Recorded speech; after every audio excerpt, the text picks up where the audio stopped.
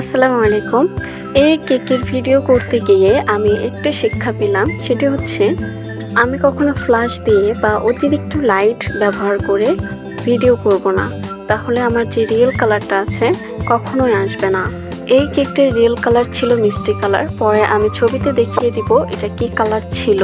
আর এই কেকটি যে আপু অর্ডার করেছিল সে আপু আমাকে আগে থেকে বলেছিল যে আপু আমি ক্রিম খেতে পছন্দ করি, তাই তোমার মনের মতো করে একটা ডিজাইন দিও এবং অনেক যেন ক্রিম থাকে। আমি সেই দিকটাই লক্ষ্য রেখে একটা সিম্পল ডিজাইন দিয়েছি, যেহেতু আমি খুব একটা ডিজাইন করতে পারি না, তাই কোনো রকম একটা চেষ্টা করে তাকে আমি অনেক ক্রিম দিয়ে একটা ডিজাইন করে দিয়েছি।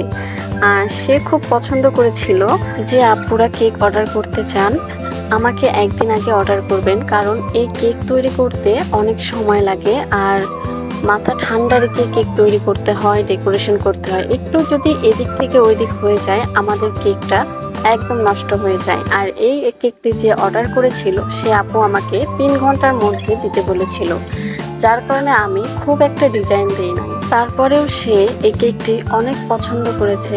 আর ওই আপুটি আমার কাছে এসে বসেছিল যে আমি কিভাবে ডেকোরেশন করি, কিভাবে ক্রিম তৈরি করি। সে দেখে বলতেছে যে আপু আপনি এত সূক্ষ্মভাবে কেক তৈরি করেন, আসলে এত ধৈর্য আমাদের হবে না কখনোই।